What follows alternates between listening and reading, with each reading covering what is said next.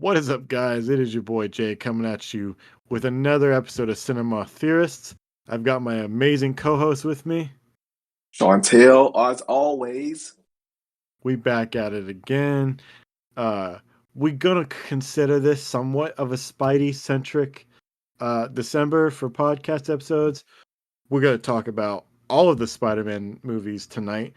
We're not going to necessarily rank them in terms of which ones are better than the others in terms of the series. We are going to rank them what ones we think are the best and the worst out of the series. Andrew Garfield, unfortunately, only has two to pick from. Right, Um, unfortunately. we're going to talk about Into the Spider-Verse, which is probably one of the most, like, the best animated movies I've seen ever. I agree. I wouldn't And say we're going, ever, but I agree. well, in my 23 years of experience, I think it's one of the most exciting ones. For sure. And we are going to get into Tom Holland's Spider-Man uh, history with the movies he has been in. Obviously, we know absolutely nothing about No Way Home, and it's going to stay that way, or at least what I don't know so far Right. until it I comes don't out. want no spoilers. Um, Next week, be prepared to debate in the comment section because we're going to go head to head on some of the biggest Christmas movies of all time, some of the favorites, and we are going to explain why Die Hard is no longer considered a Christmas movie. Nah, pause. We're not going to explain why it's not. We're going to debate, in your opinion, why it's not, and in my opinion, why it is. Get it straight. We're gonna we may sort this out through the podcast, but we're definitely going to have the comment leavers and whoever we're gonna do a little poll and see how many people will like people who like the comment saying it's not a movie and people who comment and saying that it is.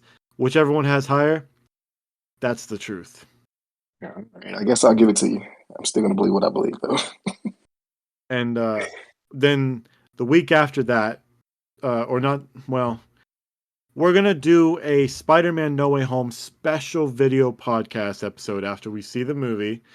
But don't Right? worry, we are recording it opening night, so December 16th, but I won't release it until Christmas Eve. So that way people have a time to actually go watch it.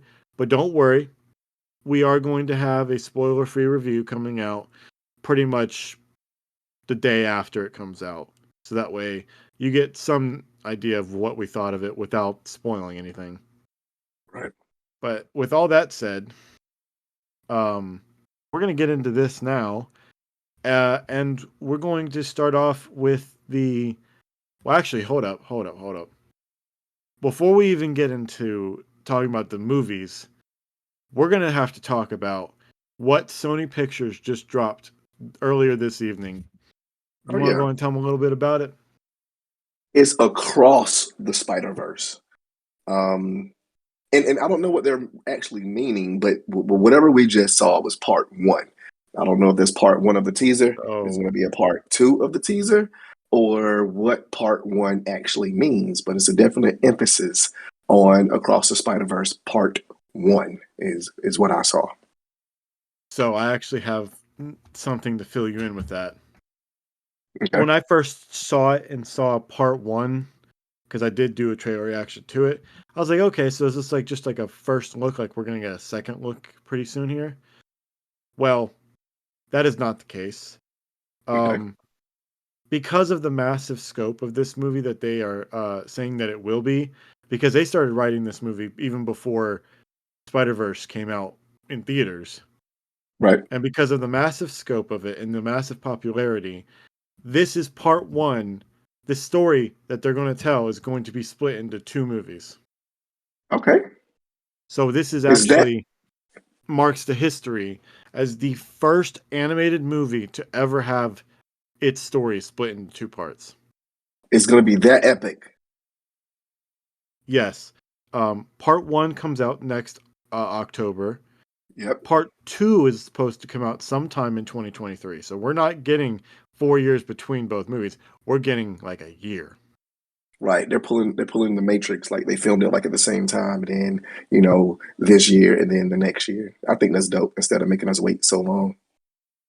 I will say I do think there is somewhat of a time jump between, like, at first they're supposed to show you in this teaser that like it's like immediately after the first movie, but you know, they could get away with that because it's animated, but considering the fact that I swear, and maybe it's just my eyes deceiving me, both characters look older. Right. And Miles' hair is different as well. Like he's got like way more Longer. hair. Yeah. But like, so most of the animation didn't like jump out to me as anything like different than what the first one was, which is fine. I love the first one's animation. But as soon as he gets sucked through a portal thing that looks like a hexagon or whatever, Yeah. that's where I started my jaw dropping. And then he got transported to some other world that had this completely different art style that my jaw was just on the floor. Yeah. The suit looks amazing. I guess it's a new suit, like a more upgraded suit of what he had.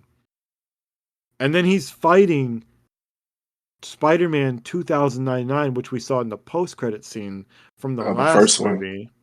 Yeah. And Oscar Isaac is coming back to voice him. Which, because Absolutely. why not? Why would they put him in such a tiny role and then not bring him back? Right. Dude, I don't know. I think it's gonna be awesome. I didn't even Of have this course much. it's gonna be dope. I didn't even have this so much excitement for the first one as I do with this one. Not Right. because I didn't like Miles Morales as a Spider-Man. I just didn't know what to go into. Like there was no expectation there for me. I was like, well, they just came out with this Venom movie that was live action, and that was pretty dog shit. I don't know how they're gonna. Sony has an issue when it comes to animation. That and this came out after the Emoji movie, so I was like, "Ooh, their animation style's not terribly good track record, but it was Right. great." For sure. Now, I don't know if I ever told you this. I saw that movie in theaters twice Yeah, over. yeah, yeah. Oh, twice. I saw it once in the theater. I saw it once because there was a group of mine that were gonna go see it later that evening. But I was like, yo, they got like a 3 p.m. showing, and the next showing is the one that everyone else is going to. I got to go see this early. And then I saw it early, and I was like, dog. And then I saw it again. Um, and then I saw it a third time actually, on New Year's Eve that year because there's people who I thought would like it and hadn't seen it, so I brought them to go see it. And then not even 2 months later, there was this girl I was trying to, get with. She really liked some Spider-Man stuff. She hadn't seen it. I was like, hey, like, after you get off work, you want to go see it? I'll take you go see it, whatever. And then she liked it too. And I was like, I've seen it 4 times in theaters. I could see this multiple times. This movie was great. Right. Unfortunately, things didn't work out with that girl. She turned out to like women, so that Oh didn't really wow. work out. There's nothing wrong with that, but I shot my shot and it failed. Can't can't miss the shots you don't take. That is correct. But no, man, I loved it. I loved it. I didn't know a whole lot about it. I did know Shamik Moore was gonna play Miles Morales, which I love Shamik Moore. If y'all don't know about Shamik Moore, he played in Dope. He also played in damn, what's that Netflix show? Ah, damn it, I forgot the name. He was Shaolin in the Netflix show. But either way, Shamik Moore is awesome. So when I first started looking at the trailers, and I already knew about Miles Morales, but the way they was depicting him in Wu Into the Tang. Spy, yeah, yeah, yeah, he played on Wu Tang as well. He's Rakim, He was not Rakim. He's Raekwon in the Wu Tang saga. apparently he was also on some show called The Elf on the Shelf. Oh, you don't know about the Elf on the Shelf?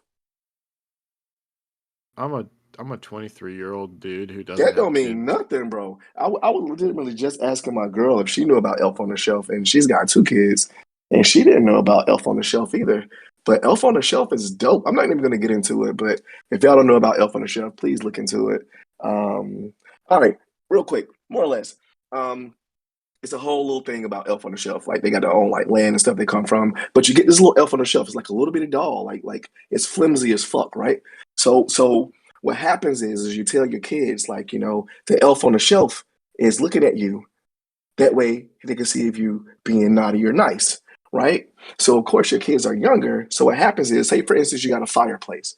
On the first night, you put the elf on the shelf, but they don't see you put it there. The elf on the shelf is just sitting there. And of course your kids can see it.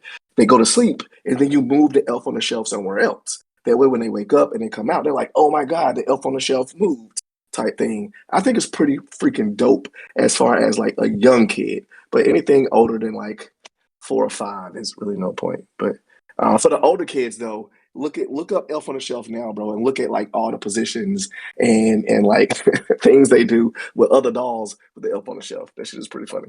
Oh, I like the ones where the kids get tired of seeing that thing go everywhere, and then they just like next thing you know, you wake up and the elf on the shelf is inside the fireplace roasted. Right. Can't watch me now, can you? Right. Oh, cynical ass kids. But yeah, man. I What saw did you what give? What did what you did I give give? what? Into Uh, the Spider-Verse? yeah. I forgot, man. You be so harsh with ratings, but I would say giving it an animated movie, especially giving Miles Morales his shine, the art style, the music in the movie. And what I was gonna get to was when he jumped off the building and had on the Jordan ones. That shit was so dope. Excuse me, I had to give it like an 8.5 or 9, man. Like especially like I say for an animated movie. So Sony definitely did not drop the ball on this. Like if Sony really paid attention to all of his other IPs like this, they'd be like a powerhouse right now. like with everything that you said, as far as it being animated and um, the soundtrack and Miles Morales and all that, I would have to say, based off of all of that, plus just the excitement and the fact that I saw it 4 times and I still saw so many things I didn't see before, and the acting and the cast, they were fantastic. Mm-hmm. I gotta, and the fact they had multiple villains and it didn't feel overstuffed. Right. Uh, I'd Prowler, I'd have to get, Scorpion. I'd have to give it like if I could, I'd give it more than a 10, but it's gotta be Really? Are you yeah. giving it a perfect score, bro? Yeah. Oh gosh, this. I wish we had like a soundboard. I would play like some clapping sounds or like. Let me see if I can pull that up. I'm gonna play some clapping sounds or some fireworks. I can't believe you actually giving a movie a perfect score. I mean, I've given Avengers. I mean, we when we were on our episode with Nem, I gave like Endgame and Infinity War a 10. But that's to be expected, though. Is Infinity War and Endgame? Like that's a movie that niggas. Oh my god, that's a movie that people has been waiting for like I'm 10 gonna put it years out there. or more. Of course, you're gonna give that a perfect score. Uh, I feel like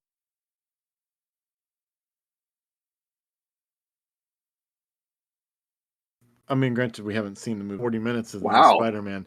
I wouldn't be surprised if we come back and I end up giving that I'm a pretty 10. sure already. I'm gonna give it a 10.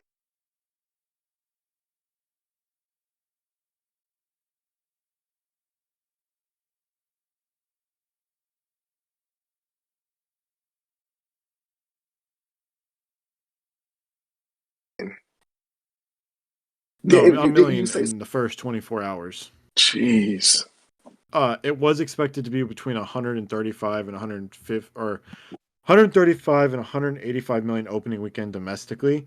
They've now updated it and saying it could make 200 million or more opening weekend, which is crazy.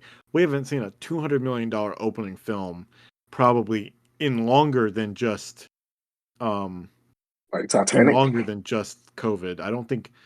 I think shit, what come out? I think there hasn't been a $200 million opening since Endgame. Jeez. I could be mistaken, but I highly doubt the last Star Wars movie opened up that high. Yeah, I highly doubt that. Also, and I found this kind of funny. They've compared its pre-sales comparably to Black Widow. It surpassed Black Widow's pre-sales in 2 hours. Of course. And half the sites were still, um, half the sites weren't even working. So the people who managed to do it managed to make more money than that. And man, funny story. Funny story talking about pre-orders. Oh wait, hold up, So hold up. I'm sorry. I need to retract on this. Box Office Pro, who does has analysts for this kind of stuff, said it is estimated to earn between 190 and 250 million domestically. jeez. Either way, it would be the highest debut for a Spider-Man film ever. The Of highest course. debut for a Spider-Man film was Spider-Man 3 with 151 million opening weekend. Nice. Well, of course. I mean, every single one of them is going to be in this. Right. And it's going to Right. squash Venom 2's opening weekend like it's nothing. For sure. Funny story, man. Funny story. You was talking about like majority of the websites were down when we was trying to get those Spider-Man No Way Home tickets. So of course, I'm looking at my app, the AMC app or whatever, and I'm looking at my upcoming tickets, and my upcoming events say no upcoming events, right? So I'm spazzing out. Like, what do you mean? Like, I got my No Way Home ticket, and it's not here. Like, I got it in my wallet, so I know I got the ticket. But why isn't it showing me that I have no events coming up? So I'm like about to call AMC and everything. So then I go to my A list portion, and I look down at the bottom with upcoming reservations, and I do see Spider-Man No Way Home. Like I was about to hit you up and everything. Like bro, like how the hell did I get this ticket? And it's not it's not coming up. But then I like saw it coming up in my upcoming reservations. So I was almost about to cry because of course that shit is about sold out everywhere at this point. I think I did tell you that I checked every single showing for the opening night for Spider-Man on Fandango because they show you previews of the theaters before you get your seats. Hmm. And I'm not kidding you when I tell you, damn near every theater within a 50-mile radius, every single showing is almost sold out. Right. That's crazy. I will say Super crazy. I am I'm not going to see it earlier than when we're going to see it, but I did get a ticket for a 3 p.m. showing opening night so that I can just get it scanned and then leave the theater. And I'll tell you why. I'm So listening. AMC and Sony are partnered together to offer an NFT with a limited edition Spider-Man. They have different designs and stuff. If you got the first 86,000 within the AMC like premiere or A-list thing, you get a ticket opening night, and you're one of those first ones. You get this limited edition NFT. So Uh, telling me. I mean, I wasn't even gonna do it until my buddy Jacob told me how much NFTs could be worth. Hmm. And by the time that I decided to do it, it was very late in the game. Like I'd figured most people weren't even. I thought it was already over and done with by the time that I actually did it. And then I got an email saying, "Hey, you're gonna get it," and I was like, "Oh, okay." Did you get your DC NFT? My what? Oh, I thought I had told you about it. DC, I say about a month ago, DC Comics was giving out more or less like first come first serve type NFTs, and I got one for Batman. But I could have sworn you and I was talking about it, and you had said you had got one, or maybe I'm just mistaken. Nah. So I guess we're about even. I didn't tell you about the Spider-Man one. You didn't tell me about DC. Right, right. We Guess did so. talk about the Matrix having NFTs come out, which my buddy checked it. They're all sold out. Jeez. That probably means something hopeful for the Matrix movie coming out. Right, But we are getting off topic here. We got to get into. We're about maybe 15 minutes into the podcast. We haven't even talked about one of the Spider-Man movies yet. right. So we're gonna get into Tobey Maguire's 3. Then we'll take a small little break, get into the 2 from Andrew Garfield, and then just go straight through to the MCU. All right. Okay. I'm gonna set the scene, okay? It's 2002, May. You've already seen X-Men. It did okay, but it wasn't exactly anything more than a leather. Then you hear that a unknown actor who doesn't look like a high schooler at all, and a horror film director, Sam Raimi, is making a Sam Raimi. Spider-Man movie. And William Dafoe is the Green Goblin. That famous track that no one would have expected from Danny Elfman starts playing in the theater. I can't play it because that's copyrighted. And it's great. It's a superhero movie that makes $800 million and starts paving the road for what we now know is the golden age of movies. Comic book related. Movies. That was my pitch. Now we're Nice. into that. Yeah. That was my attempt at a movie trailer voice. Bro, 2002. How old were you? Uh, 4? Jesus Christ. When did you even see this movie? 2002? Oh, I don't jeez. remember it. I'm about to say, I bet you don't remember it. No, but I remember going to see the second one in theaters. Oh, for sure. Because that was 2004, so I was 6. Jesus, man. Did you know? I'm putting there real quick. It's only got a 7.3 out of 10. Which one? The first one. Really? The second one also only has a 7.3. Dang. People rated Spider-Man Homecoming higher than both of those. I don't know if that's Of course. because it hasn't aged well, maybe. I don't know. All right. Well, okay. So since you're you're an age above me, Oh, yeah. you probably actually went and saw that in theaters and remembered it. Absolutely. What was your thoughts when you had found out they were announcing a Spider-Man like live action movie? I lost my shit. Like, I was geeked out, of course, because as I always state, since I'm like way older than you, like these are the things I grew up on. Like Spider-Man, like who didn't know who Spider-Man was even before these movies came out? And that's why I guess Sony made its best bet on purchasing the movie rights from Marvel at the time. And to be quite honest, it was like kind of one of the really first mainstream superhero movies that kind of got it right. And like I was super stoked. I saw it like a couple of times in the movie theater. Pretty sure I only I, saw it once. I think Tobey Maguire was like kind of like just like becoming like a well-known actor, and then this right here like boosted him to the stratosphere, and it was pretty dope. So, okay. There's a lot of things that have not aged well with that movie. Obviously, uh, we look back at it now and go, none of these high school people are actually. They'd probably get kicked out of a high school for being pedophiles at this point. Um, Right.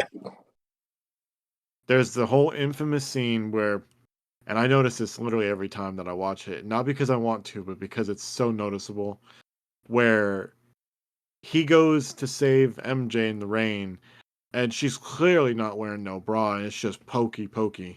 I'm For like, sure. what was what was the direction there? Was it too hot and you just decided to go braless, or did like you're really pushing the rating there?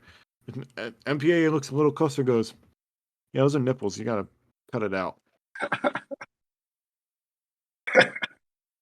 But CGI, it's not aged well. But again, Kirsten Dunst. 2002. Right. Obviously, CGI 2002. wasn't where it is today. Right. Um, I think the reason that these movies are so popular, because I feel like I have to get into it, because they have parts in Spider-Man 1 that also do it. It's just, it is like meme culture in one movie, or Right. one trilogy for that matter. We'll talk about some more meme culture stuff in the third Spider-Man. Um, I don't, I don't know if I really say this. I'm not a big fan of Tobey Maguire's Spider-Man. I understand they were trying to go for the campiness of it, And don't get me wrong, if he shows up in the new one and has the theme playing, I will lose my collective shit. I think everybody will. But like, I've always said this. Um, I always felt he played a really good Peter Parker. I don't know if he was a better Spider-Man though.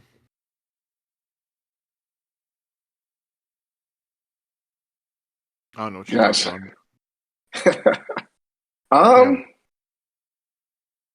I don't know. You always know how I feel as far as Oh, I mean, our how audience don't. well for sure. Like I could say if the Tom Holland Spider Man had just a little bit of the Tobey Maguire Spider Man to kind of like even them out, I think it would be dope. Um, what I was meaning is the Tom Holland Spider Man. I've always said I felt like he's like a little way too childish and a little way too like starstruck with like Captain America and everybody else. Whereas of course in the Tobey Maguire Spider-Man, there was no Captain America or Iron Man or anybody, so he really couldn't fanboy out or any of that. So I felt like the way he was as Peter Parker, the Tobey Maguire, of course, I felt like the way he was as Peter Parker was it was acceptable. It was acceptable for especially being in 2002, and given the direction of the movie itself, and then Spider Man himself. I'm like you. Was like I really didn't care too much like for him as Spider Man. After seeing the Andrew Garfield Spider Man, um, but one of the main characters I really disliked in the Tobey Maguire movies Oh, was wait, is hold on. Let me guess. You're either yes, gonna say Mary Jane or you're gonna say Harry Osborn. no. I'm Neither. gonna say James Franco. Well, Norman. Sorry, Harry. Yeah, I said Harry Osborn, right? Did no, I thought you said his father. No, I was talking about Harry. Oh well, yeah, Harry. Yeah, I really didn't like his character. Do you just Um, not like the actor? Or did you just not like his character in it? no. I just didn't like his portrayal. Well, I can say this in hindsight. I love his portrayal way more than the version they tried to come up with the second iteration of Spider-Man. Oh no, I definitely agree. I totally agree there. They didn't even feel like friends in this. I'm not. We're gonna save that part for when we get into that segment. I'm not gonna talk about the Amazing Spider-Man at all. Let's stick focus to this trilogy specifically. Okay, for sure. So, Norman Osborn, William Defoe as Green Hmm. Goblin. Uh, you guys have heard us talk about this costume at least a couple times. It is probably one of like I understand for 2002 they wanted a campiness to it. They didn't want to like they weren't sure about making a full-on Green Goblin looking like he does in the comics. I understand that. But why this suit sucks.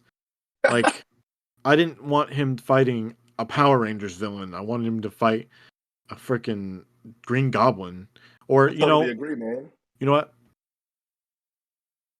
I don't even get the suit itself is not terrible.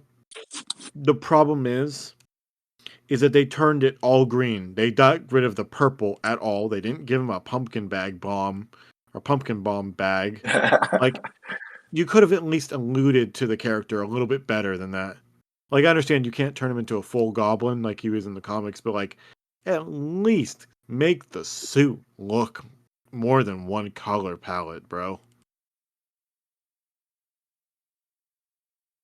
Now, Right. I agree. I think there is a scene which I noticed recently after like one of my like fourth or fifth reviewings of this year. I watch it a lot, and there's a scene where Peter is in his Spider-Man costume going to go into the building, which is a trap set from Green Goblin, right? Right.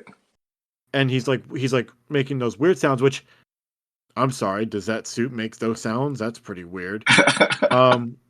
And he's wearing a hood, like a shawl or something, and I'm pretty sure the shawl is purple. To be like, here's a little quick nod, like blink and you miss, and I go, okay, well, it would have been better if he'd done that, longer than that, but okay. You're talking about when he was in the building, like while the Yeah, building was burning down. yeah.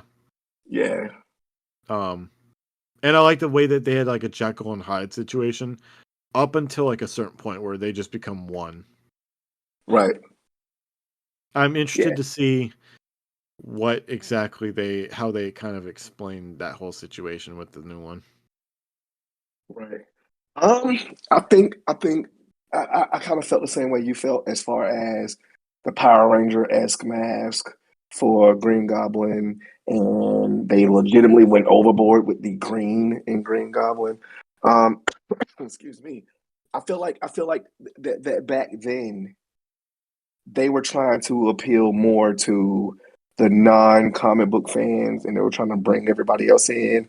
Hence the X-Men movies with the black leather instead of the blue and yellow spandex, which they made a joke about it in the X-Men movie. But when I found out the No Way Home, and they were speculating, and I know we're gonna get to No Way Home, but still, when they were speculating about all of the past villains, and possibly the past two Spider-Man would be in No Way Home, when you and I was discussing it, and then they came out and showed like Green Goblin suit is going to be like legitimately the Green Goblin suit from the Sam Raimi movies. And I was thinking, like, bro, this is like the MCU where damn near every outfit or costume is like comic book accurate. And I wanted to see what the MCU is going to do with Green Goblin. This is the same way I feel about all of the properties that Disney and Marvel acquired again. Like the Fantastic Four, the X-Men. I want to see what they're going to do with the suits. And when I saw that, and I see why they kept it the same at this point, but I was kind of disappointed at them not really like MCU-ifying, if I can coin that. But they legitimately, I feel like they dropped the ball with keeping him the exact same way as the other movies, though. Now, I'm gonna show you a picture that I'll end up putting in with the video when I upload it. But this is what they wanted to do with the Green Goblins thing before they decided to scrap it and just make the Power Ranger costume. Like, forget all the stuff behind it, but the mask itself. Mm-hmm. Well, look at that thing. I don't know if you've seen it yet. No, I didn't get it yet. Well, I did post. Oh, I didn't send it to your phone. I sent it to the general Discord Oh, channel. gotcha. Let me see. Also, I now know what his original suit looks like to Oh, me. that's weird because I'm legitimately looking at the same thing on the internet right now. I Like think I that would have think that been would have dope. been right. I would say that would have been dope. Like even Granted, even if it's we wouldn't have gotten the Jekyll and Hyde situation, but like still. screw the Jekyll and Hyde thing with Green Goblin looking like this. Even if that is a mask, like Well, that's it prosthetic. resembles. Of course, of course. But what I'm saying is for the movie itself. Imagine Scooby Doo, and of course I know it's a cartoon, but imagine Scooby Doo with them being like a ghost, and the effects, it really made it look like a ghost. But then at the end of the show, they like pulled the mask off of the person who it was. Like MCU is the MCU with all this money being backed by Disney. Like I feel like they could legitimately get away with this. So my theory is this: with the MCU breaking into the multiverse, right? Imagine we get No Way Home, and of course, I don't think this is going to be a spoiler for anybody because the rumors are out that Spider-Man is going to more or less try to keep, Green Goblin and the Lizard and Electro from more or less going back to where they're supposed to be in the universe. That way they don't die. So imagine they do stay in the MCU somehow, and this is the Green Goblin that turns out to be the MCU Green Goblin. That shit would be dope. Because I'm even looking at more photos of the same thing you just showed me. Like this shit would be so dope, bro. So I think I realized just exactly um, what I think would have been what I think the suit looks like in terms of Power Ranger villains. Hmm. Did you ever see the reboot Power Rangers movie in 2017? I did. He looks like Rita Repulsa. He does though. He does. Okay, so someone did. I mean, granted, it won't be like this in the actual movie, but it would be kind of cool if they did it like this. They they actually sent and we'll get over to the second movie here in a second, but like they kind of color corrected certain parts of the suit from one of the trailer images, but like that would I don't know if that's a little bit too much purple, but I feel like it would have been add some purple to the outfit. It would have looked good. I agree. Now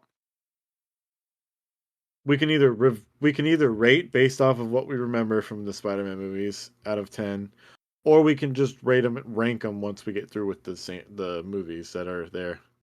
It's up to you. I already feel like I know what I'm gonna do with Spider-Man 1 because if I'm ranking it off of nostalgia as opposed to it came out in 2002 and the horrible suit for Green Goblin and the horrible portrayal I remember of Hobgoblin by James Franco, you remember then that you remember that scene where he's like, "Out, am I?" Throws a bomb at him, and they all just turn flashbang into skeletons, and they go, "Ah." right, right. Nah, I wouldn't say I'd rank it based off of nostalgia and stuff. I rank it on base of what did I think it did, and I am going to take into account the fact that it actually managed to jumpstart the fact that superhero movies could be profitable, and general audiences would watch them. Um, and I'd give it an 8. Okay, that's up there. I Excuse mean, me. if I go any lower than 8, then I'm going to say that Eternals is almost as good as Spider-Man, and I highly doubt that. For sure. Um, I don't know, man. I already told you, like the more we do this podcast, and the more I technically think of the movies that we've watched, Okay, then like how about I give you a way to rank it based off of a specific thing instead all right, of for sure. That'll make it better. Let's do that. okay. Movie being what it was, obviously you take into account what you thought about the suit or whatever. Um, but enjoyment, like out of enjoyment point of view, as a comic book nerd fan, as a fan who loves Spider-Man, I'm assuming, what would you give it based off of those things? I'll give it the same thing you did, either 7.5 or 8. And that works because you gave Eternals a 6.5, so that's still above Eternals for you. Right. Um, okay, I'm gonna reset the stage again for the next one. I don't care. Listen. I'm somewhat drunk and I'm having fun right now. So This is what it's about. anyone who wants to come at me for it, catch me outside with these hands, bro. Cash me Okay. outside. So 2002 came out with one of the highest grossing comic book movies of all time, Spider-Man. Great success. So much so that they decided to release a second one in this trilogy. This time with Doc Ock. With, you know, fuck, I actually fucked that up. Damn it. We're going to cancel on that. But anyway, June 30th, 2004, almost 2 years later. Almost, it's so hot. There's nothing really good coming out. Oh, there's a new Spider-Man movie coming out. This ought to be good. Bah. Music plays. The narration comes back. What has Peter Parker been doing? He's delivering pizzas. Well, I guess saving the city doesn't do much for money. And he's in college. So, this Spider-Man 2. I've watched this recently. Now, I will say, in my humble opinion, I do think Spider-Man 2.1 is actually a better film than 2. But there's not much added to it. It's just stuff that should not have been cut out. Gotcha. So this movie takes place 2 years after Spider-Man 1, which is, because it did come out 2 years later, so that makes sense. And it's Right. Spider-Man 2, so, obviously. We got to see Doc Ock on screen for the first time. Which blew my fucking mind. I didn't know anything about this movie when my dad took me to see it. And I just went in the theaters and watched it. I was like, holy cow, that guy's got 4 tentacles.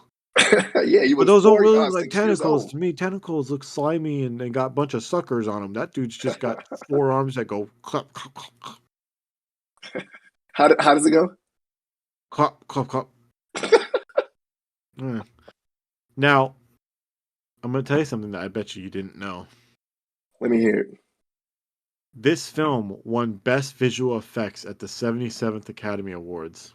I didn't know that. How could it not?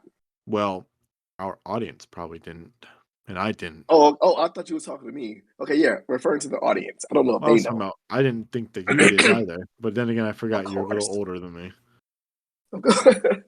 Of course. But I Um, mean, picture it though. First and foremost, you got Spider-Man. He's swinging around on spider webs. But then you got Alfred Molina, like being hovered off the ground with 2 mechanical arms. Yeah, that shit was dope. Now, did you know what the director's inspiration for the film came with? No. So, he actually, hold up, I had it right here. So, wait, what the fuck? I just read it. Where? Okay, Stop drinking. I'm actually not drinking. I just can't read this crap. Wikipedia sucks. Anyway, so he got it from a comic book debut of Dr. Octopus that came out in 1964 called a story arc called If This Be My Destiny, which I'm not getting into. And the 1967 story arc, Spider-Man No More. So they took Nice. 2 different things, put them together, and made probably, dare I say it, one of the best superhero movies of all time. I agree. Now, Wait a minute. Pause. I You keep said saying of damn all time. I said damn near. Okay, all right, I'll give it to you then. Like, as far as a movie that doesn't have a team up of multiple heroes, solo film wise, it is probably one of the best. I will definitely say that Alfred Molina is Dr. Octopus is one of the best fucking supervillains in a live action superhero movie for sure. So his story from this scientist that downfalls because of his own ego, that then gets mechanical arms infused and controlling him, is such an operatic story. I feel like, he became the monster Right, that he was trying to avoid. And I think right. they did a wonderful job with it. I would damn say I'm not perfect, but yeah, like even going through the photos that I'm watching right now, like even the actor, and to be quite honest, I didn't even know Alfred Molina was before this movie, and even back then in 2004, I wasn't as into movies as far as knowing the actors' names and knowing the directors' names knowing the director of photography's name. So like even back then, like this dude did the director, the direction of the movie, and Alfred Molina, like they did so well with this movie that even to this day, I don't even think this movie has aged poorly. I think anybody could go and watch this movie right now and will almost feel like it was in the MCU, aside from Tobey Maguire and Tom Holland. Like they're like the shit is dope. Okay, while we're talking about him, do you want to know something interesting about Alfred Molina? What's that? Now, obviously, we know that they de-aged him for the new movie to make him Of look about course. the same age. He is 68 years old. Wow. He looks, I mean, again, there are pictures of him that where obviously he doesn't look nearly as de-aged, and they even have a picture of him when he did a panel literally earlier today, and Hmm. he looks great for 68. Right, for sure. Um, I do think that he had a tough challenge with him when they made the second one, because I kept remembering watching stuff about him having to wear 70-pound prosthetic arms while on set every day. Wow. But I mean, That that's what I dude get is paid all that committed. money for. Also, he has been in 200 movies. Jesus Christ. Let me look Alfred Molina up. Let's see here. Oh, I forgot. His film debut was in Raiders of the Lost Ark. Holy shit, really? He was that guy that betrayed Indiana Jones right at the beginning and then died. Wow, I had no idea. And again, like I loved all of the Indiana Jones movie. We're not going to talk about the Crystal Skulls, but Oh God. I had no idea. Like I had no idea. Like you know what's crazy, bro? Me What? being an adult and loving movies, and I go back and watch like all of the old movies, like my favorite movies, and I always be like, "Oh my god, that's Alfred Molina from such and such and such," or I'll say like, "Oh my god, that's Robert Downey Jr. from such and such and such." Like it's a meme. It's funny. It's funny. It's a meme that like whenever black people go to the movies, they always point at the screen and be like, "Oh, that's such and such from the other movie that I watched." That's like legitimately true. Like I legitimately like sit around and watch movies and be like, "Oh my god, this character was in this movie." But yeah, like I had no idea he was in Indiana Jones movie. What I didn't realize, and I don't know if I'm not gonna say the title of the movie that we have talked about, because I can't remember if it was in um if it's in this podcast or if it was before we started. You know which one I'm talking Just about, say it right? anyway. Just say it anyway. Boogie Nights. He was in that.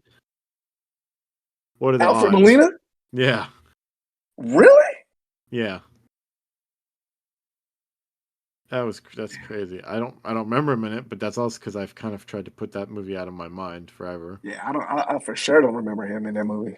He was also in the Da Vinci Code. Wow, I don't remember him in that either. I don't remember him in that either. Um, yeah, he hasn't. I mean, he hasn't really done too much. I'm gonna be honest. In later years, but I don't think he deserves to take a break. Absolutely, he's 68 years old. He was in some animated movie called Steam Boy. Yes, that movie is dope. Who was he? Who was he? Voice acting in Steam Boy. James Edward Steam. Oh, the creator of Steam Boy. Uh, yeah. Let's see here. He was in Pink Panther 2, which nobody talks about. Oh Jesus. Listen, they were good, stupid movies. Oh, I forgot. He was in two really bad adaptations from Disney back in 2010. He was in Prince of Persia with Jake Gyllenhaal and The Sorcerer's Apprentice. Hey, I definitely remember him in the Sorcerer's Well, yeah, because he Apprentice was the because villain. he was the bad guy. Yeah. Excuse me, but that He movie was was dope though. he was in Rango, um, which I never watched because it looked too goddamn weird for me. That movie was dope. Yeah, he's been in a lot. Oh, he was in Justice League Dark. I don't remember that. Wow, he was in Troll Hunters too. Oh You shoot. probably didn't watch that. No, I haven't. Did you ever watch a movie that came out last year called Don't Let Go? Mm-mm. It had like David Oweil, or I don't know how to say his name, and the Storm Reed, Tyree Henry. Oh yeah. I'm looking at it now. Yeah, I did watch that movie. That Yeah, movie he was was in dope. that too. He was in Frozen 2. Yeah. But Wow. yet again, I'm going way off topic again. Right. Um, no, but Spider-Man 2, you got a villain who you actually like care about and go like you kind of understand where he went. You know, it's not Right. really him for the most part. It's the the AI that's controlling Uh-oh. him. I'm gonna say, don't say nanotech, not yet. Oh, speaking of that, I have to get off topic for this one. I watched somebody the other day and watched the first Spider-Man movie, and Mhm. there's actually a quote within like the first couple minutes. Peter Parker's talking to Norman Osborn after he's dropping his son out at like the institute or whatever, and he's like, "I read your paper on nanotech," and I was like, "Yo, that could." My brain started going to what kind of theories could I come up with that he acquires nanotech in the new Spider-Man movie? Right. That's the only tangent I had to go off on that because they mentioned it and I was like, "Yo, nanotech, I know about that." Right. Um, but we got Doc Ock, sympathetic villain. Eventually gets a heroic. He doesn't get to live, or so we thought. Sacrificed himself to save the city because Spider-Man finally talks to him. As Peter Right. Parker. Redemption arc. You got Harry, still angry about the fact that he thinks Spider-Man killed him or killed his dad Killed his and dad. Yeah. wanting revenge. And then you got Peter trying to figure out why his powers are failing because he doesn't want to be Spider-Man anymore. Or he thinks he doesn't. And all that together, you know, it's not just all about the action, punchy. We only get a couple fight scenes in this entire film, and it never feels like it drags at any point in this movie, at least to me. I agree with you. I agree with you. You know, Like he this even is told he even told his Aunt May about how, what actually happened with Uncle Ben. He felt guilty, and she forgives him. right. Compassion. Like, and I will say there is some of the CGI that does not hold up, but it holds up way better than the first one does. And the web swinging admittedly is not the best that I've seen when it comes Right. to Spider-Man, but I do think some of the CGI looks better than the third one, which we're going to get into in a minute. Right. But yeah, like okay. So Spider-Man 2, like again, like especially out of the trilogy, this is definitely my favorite one. If we were doing, which one is going to be the perfect one, I know we're not, but I would definitely say part two would be like the perfect one. Like Doc Ock knew who Peter Parker was. I mean, granted, Green Goblin knew who he was too, Right, but he by didn't know the deduction. Right, switcheroo. exactly. So, but I feel like you, bro. Like he was a sympathetic villain. He had a reason to do what he was doing. I felt like him having the prosthetic arms. For instance, if no one ever knew who Doctor Octopus was, and you watch this movie and you're like, well, why did he got these mechanical arms? I feel like they put in the movie so perfectly as the reason why he had these arms so he could be able to manipulate the matter that he was trying to manipulate. And then all of a sudden, I feel like the little thing that got broke on the back of his neck was a little bit cheesy. But again, I see why they did it for the movie itself. But I think it was dope. I think it was way dope. Those are one of the villains like we talk about that sticks out, like Killmonger and Thanos. Like these are actual villains that have a purpose, who actually think that they're doing the right thing, which to me is like super fucking dope. Instead of you having like a bumbling idiot villain, like just for the sake of it being a villain. I love this movie. As a matter of fact, remember I told you earlier that I was like, man, I didn't go back and watch these movies because I knew in my heart. This is one of the ones I wish I would have went back and watched before this episode because that movie is just that damn dope. So I don't know if you knew this, because I'm reading the Wikipedia page and I didn't know this.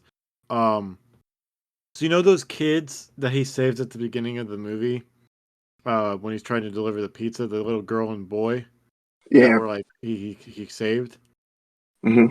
I don't know if you know who this person is, but Peyton List. Mm-mm. Peyton List was that what could I?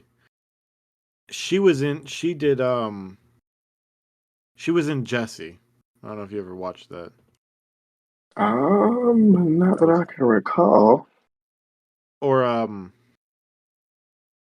what else has she been in that I feel like you would know? Uh Hell no. You talking about the Disney movie, Jesse? I mean, the Disney Channel, Jesse? yeah. Hell no, I ain't watched that show. What about Cobra Kai? Yeah, for sure. I watched Cobra Kai. That shit is dope. She was in Cobra Kai.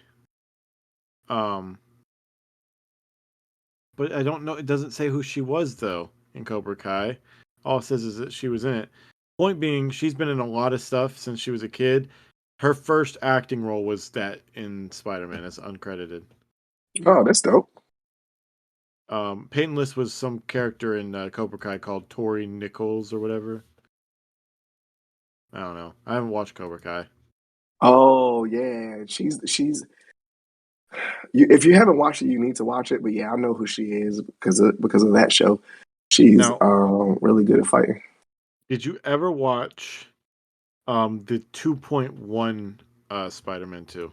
I did not. That was like a DVD type thing.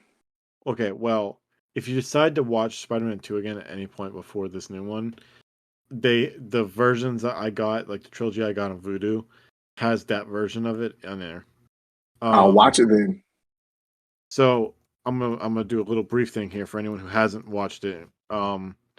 The differences between that one and the regular one, um, it's got like uh 8 more minutes of footage in it.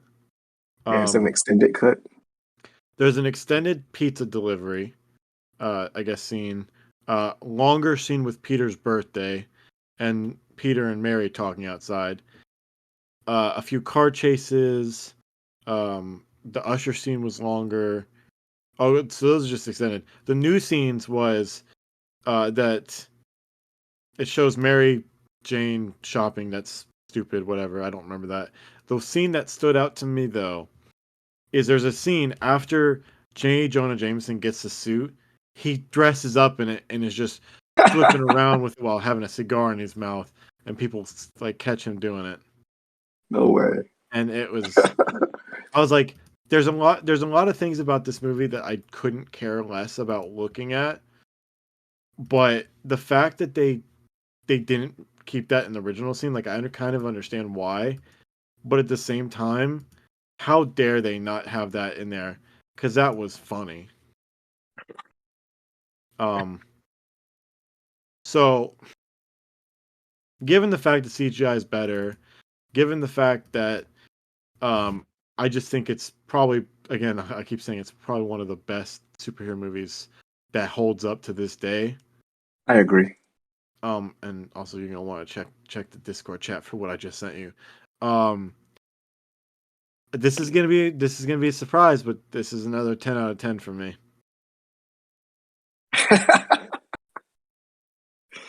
Oh man, him in the suit, bro. Yeah. I'm not. I'm definitely not gonna. I guess I'll give it a 10 out of 10 because Well, I mean, don't go off of what I go off of. no, You it's not. I wasn't at first, but then I started thinking about Doc Ock again, and like I say, I mean, like that portrayal is just like super fucking dope. you know what? And You know what? I'm just finding out. I'm just finding out that Ted Raimi was in Spider Man too. Yeah, Ted Raimi was the guy that kept trying to give him ideas for like the Yeah, newspaper. yeah. Of course, Sam Raimi's brother. He's like, Doctor Strange. I like that one, but it's Ted. You know what? Because these are older movies, I'm gonna go a little bit different with it. Actually, I'm gonna retract not only last one but this one too. I'm gonna do it out of 100 because 10 out of 10 or whatever. That's a big number. Um, I'd give. the first one about an 85%. I'd give this one about a 99%. Still the same thing, it's just bigger numbers. But Yeah, but there's a little bit more leeway. um, shit. I guess with the first one, I gave it like a 8.5, 7, 8.5. I mean, a 7.5 to 8. Yeah. So the first one out of 100, I guess I'll give it like I said, I mean, it's still the same thing, 75 to 80.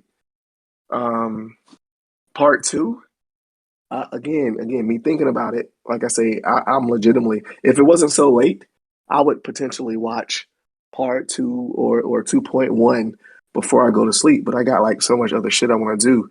But I'll have to give part two at least a 90 to a 95 because and that's all on Alfred Molina because I didn't like the dynamic between Peter and Mary Jane. And excuse me, I understand what they were trying to do, like Oh, as I far hate it as so like much. like pushing the characters forward, but like I hated it. Like she was I like don't about to think get married to somebody, and it was just a bunch of bullshit. Like I just it don't was it think was a bunch that of filler, I don't think her character really got any development in the entire trilogy. right? Like at all. Like Like she even was J. she Jonah was just Jameson got there, character development, right? kind of.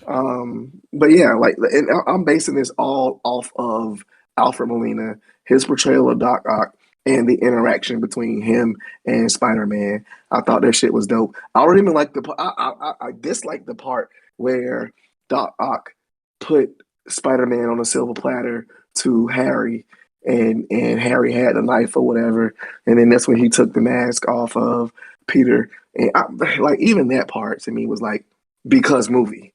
Like they only did that because of the movie, which was stupid to me. Like, but yeah, that's my little spiel. All right, well, we're gonna get into part three of No, we're Spider-Man. not. No, we're not. What? Yes, we are. No, no, we're not. No, We no, have to. nobody wants to hear about Spider-Man 3, bro. No, but nobody wanted to hear about Venom 2, and we still did it. Absolutely. Of course, I'm joking. Of course, we're going to have to talk Yeah. about Spider Man 3. This is what we do. We are nerds. We love this shit. So, of course, we got to talk about the stuff that people don't like to be talked about.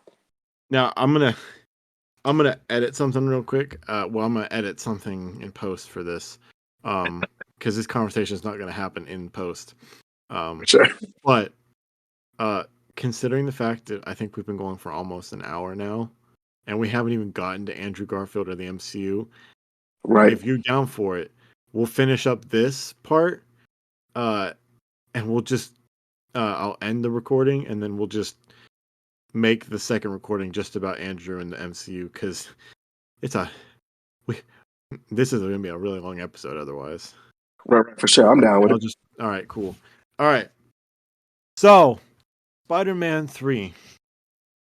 Boy, the amount of things that went wrong with this movie uh is a lot. And this is coming from somebody who was 9 when it came out and so excited to see this film because they had marketed this movie like it was like going to be the best Spider-Man movie ever. Right. Now, all right. Spider-Man 2 ends.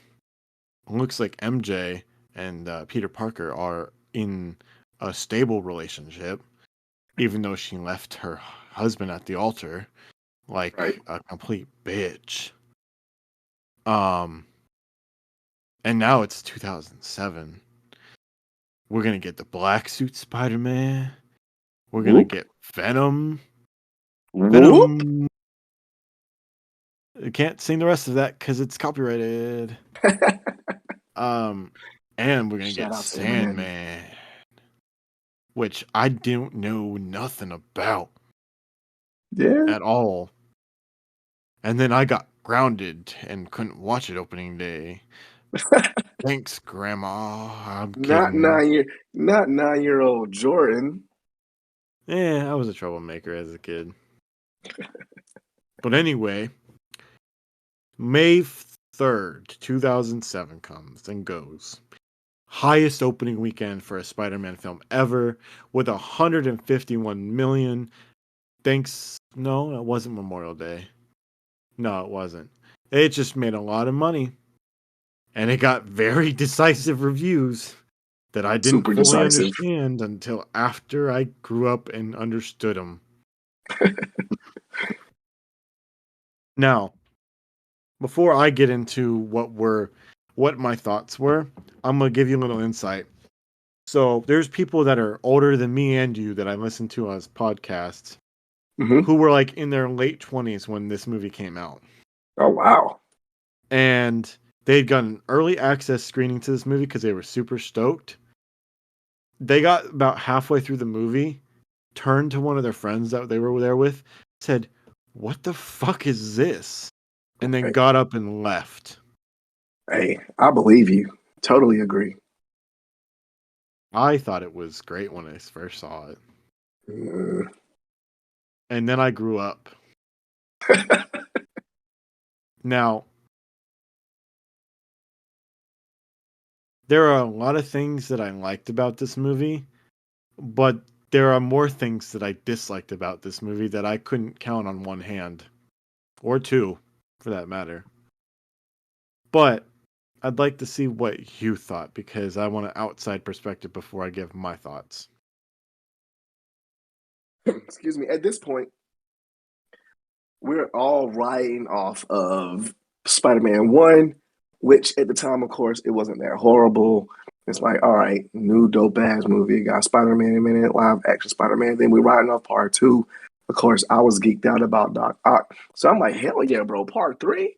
Black Spidey suit, Venom. Like, let's go, bro. Let's go. And then, and again, all 3 of these movies I've seen in the theater. And even at that point in my life, I could understand like the pacing of a movie and, character arcs and all this other bullshit.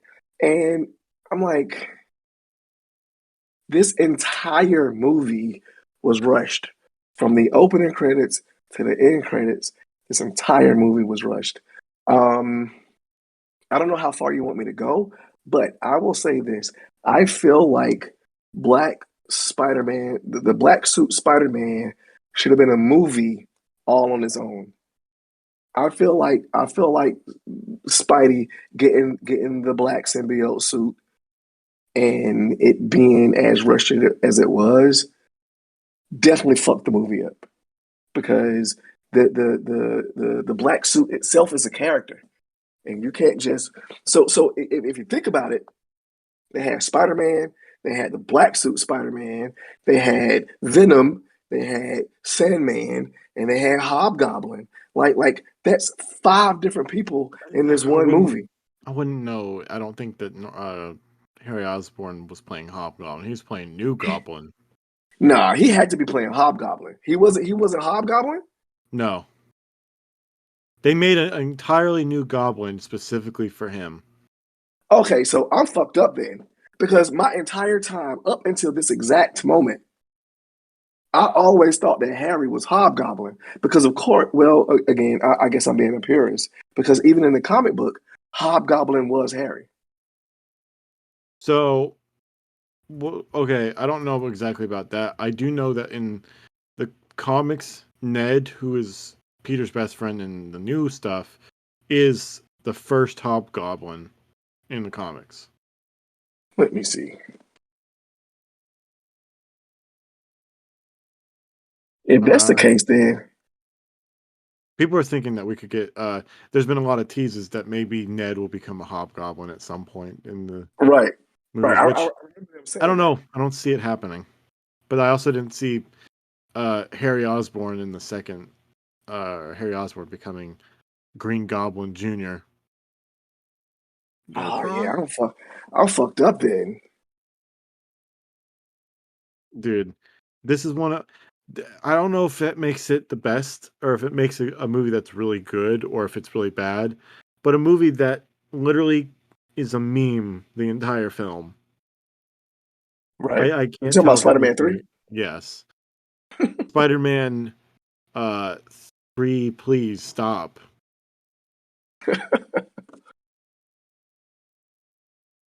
Oh, dude, it was. Oh wow, Oh, you're right. so um, I just, I don't know, dude. There, the CGI, like when I last watched it, I'm like, dude, how is it that this movie had a higher budget than the last two? It's been a couple years, so CGI has to get better. There are scenes in this movie where the CGI holds up not only today, but is probably groundbreaking when it comes to cinema, like CGI VFX shots at that time and place. And yet somehow those scenes look good and then other ones look like crap. Yeah. And I can tell you which ones they are. All right. The scene where like um Sandman ends up becoming Sandman. Yeah. Oh yeah, yeah, yeah. Like, dude, that that that VFX, I looked at it went, damn, that looks pretty damn good for a particle effect, man. Right. And then, and then there's another scene which no one will notice, and I noticed it. So there's a scene at the end of the movie when like Peter forgives Sandman for what happened with his uncle. Right. Sandman floats off into dust, like he got snapped or something, goes off in a sandstorm cloud around a building, and the reflection on the building in the way distant that didn't even really need to be reflected the sand, which is already CGI at that, perfectly. And I went, why is nobody talking about this scene? Was it the whole movie? And then you have the battle with Goblin Jr. and Peter Parker, which looks garbage. It's crazy, dude. And Venom, oh, don't even get me started on that piece of shit. Say, bro, we're not even gonna talk about Venom. But again, No, I'm talking this about was Venom. this Eddie Brock in this movie was right. awful. That's what I'm saying. That's what I'm saying. And but again, like this was a very, very, very ambitious movie. And I think they just got ahead of themselves. And like I say, I feel like they was riding off of the wave of part one and part two. And then they're like, oh my God, this big budget, then this is the way we're gonna go. And it just turned out to be shit. Because like I say, I still feel wholeheartedly that the whole symbiote, black costume Spider-Man, that should have been a movie all on its own to The where they could problem, have fleshed. oh boy, one sec. Yeah, I hope you didn't hear none of that.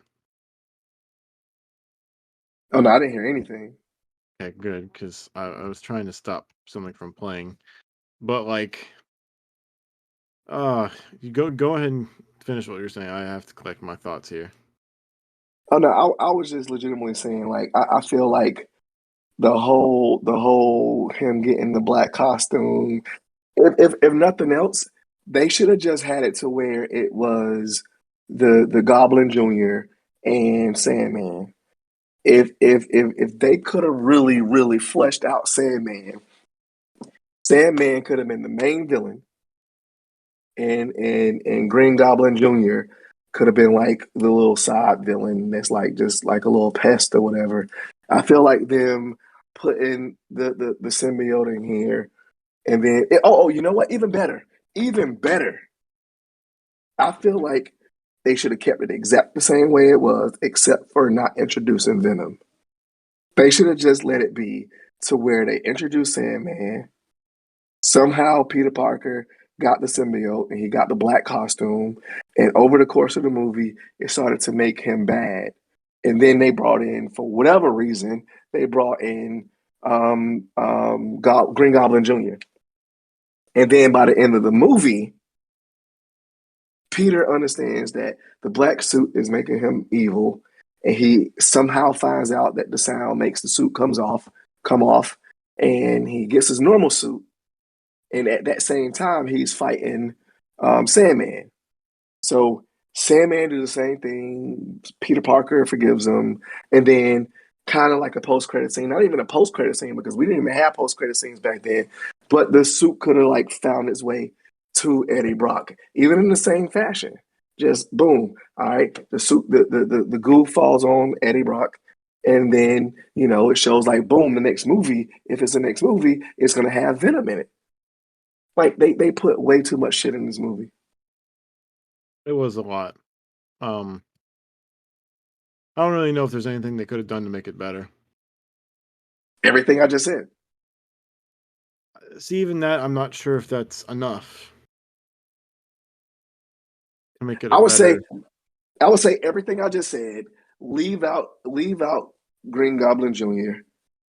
And I'm not saying that Sandman is a horrible villain. If they would have done Sandman the correct way, he would have been a dope villain. But they could have brought in to be the main villain. It should have just been a main villain and teased Spider-Man 4 possibly with it being Venom because everybody fucked with Venom. Everybody know who Venom is, and it would have been dope, like super dope. So I think that Sandman, for what he ended up doing, I think Sandman was a good villain for that. Like, I thought that Thomas Hayden Church played him pretty well. He really wasn't trying to fight Spider-Man up until the point where he ended up trying to kill him, and then he was kind of like pissed. But Mm-hmm. like, he really just was trying to get his daughter the money that they needed to be able to help her because she was sick. Right. You know, so. And he had no beef with Spider-Man after the fact, which is what I'm going to bring up pretty much with every single movie that has a villain showing back up in the new one. Is how? Why not? Or you know what? Not even how.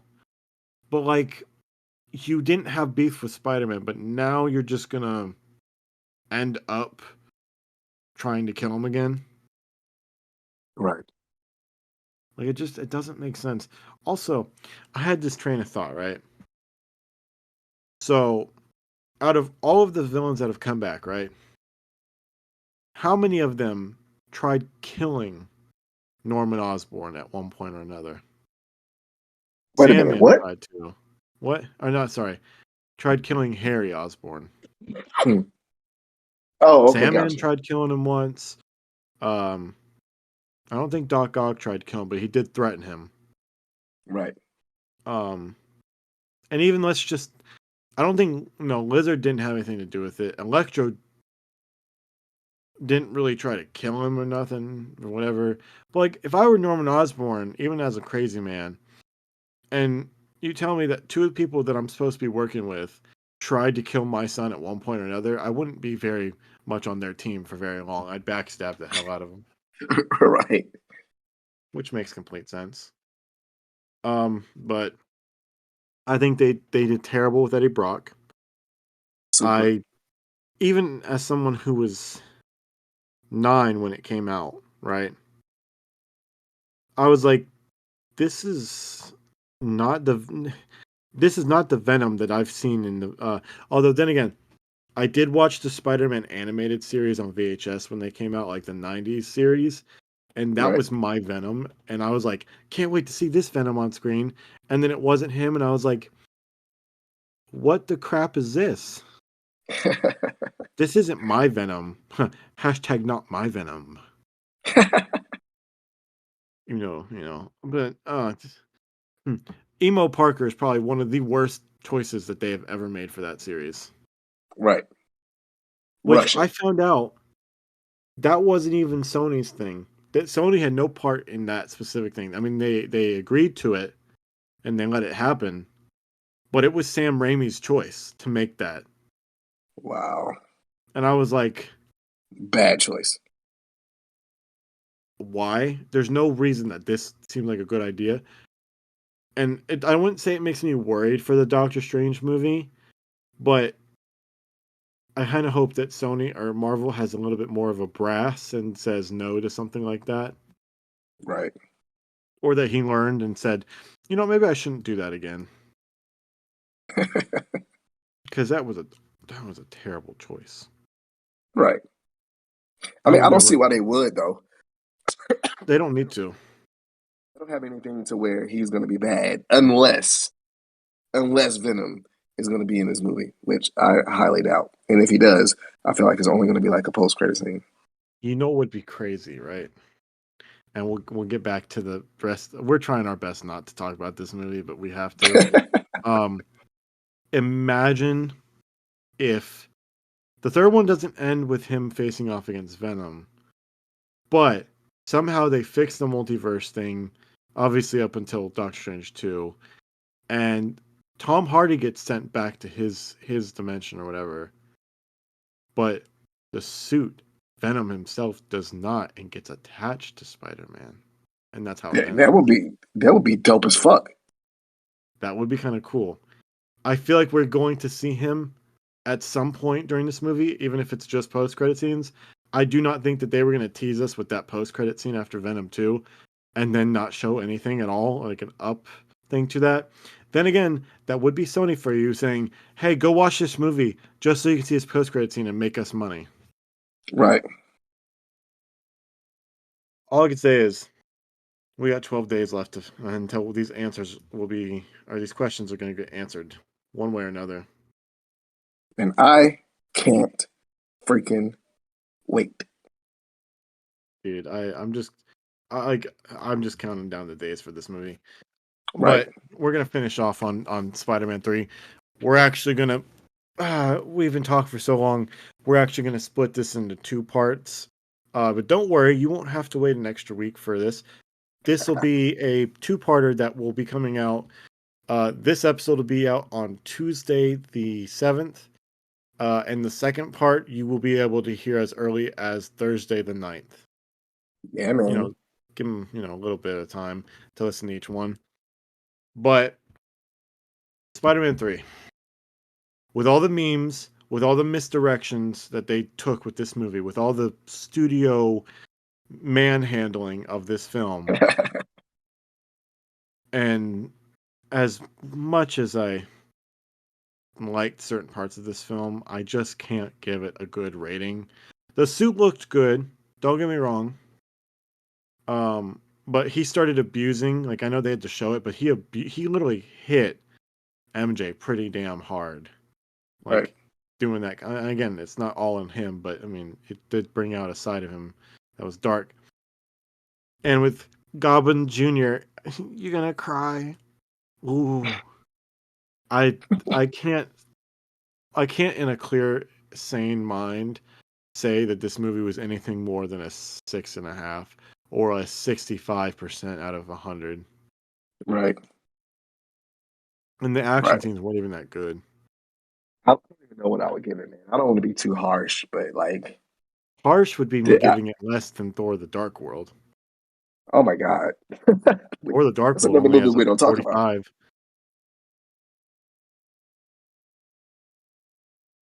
So what would you give this? Uh, man, I'll And have to be remember, partial. I'll have to be in partial. I'll give it like a 50. damn lower than me. Yeah, I'll have to give it a 50. Don't get me wrong. Like I say, I definitely seen it in the theater, but like, yeah, I'll have to give it like a 50, bro. Now, ratings aside, this is the worst Spider-Man movie in the Sam Raimi trilogy. Agree. And Spider-Man 2 is the best, in my Yes, opinion. And Spider-Man 1 is in the middle. right. Now, I agree. what sucks, before we end this first part, is that this movie made the most money out of any of the Spider-Man films up until Far From Home. It was the highest grossing Spider-Man film with 870 million. Wow. The first one made 800 million and the second one made 745 million. It made less money. Damn. Like that's crazy. Right. But that is going to end it for part 1 of 2 on the Spider-Man uh, analysis of the last several movies that have come out. Join us on the next episode for us discussing Andrew Garfield's 2 Spider-Man films and Into the Spider-Verse. Both, well, you know what? No, sorry. Andrew Garfield's 2 Spider-Man, Spider-Man Into the Spider-Verse, and all of Tom Holland's Spider-Man films that have come out so far. Yep. But that does it for this episode. Hoped you enjoyed it. Like this video, audio video on YouTube. Give us a nice rating on, or 5-star rating on Apple Podcasts. And subscribe to listen for more content because this month is going to be filled with it. Oh, yeah. Until that next time, guys, peace out. And to my co-host, I will be helping you with the recording of the next episode in just a second. Hey, man. Peace. Peace.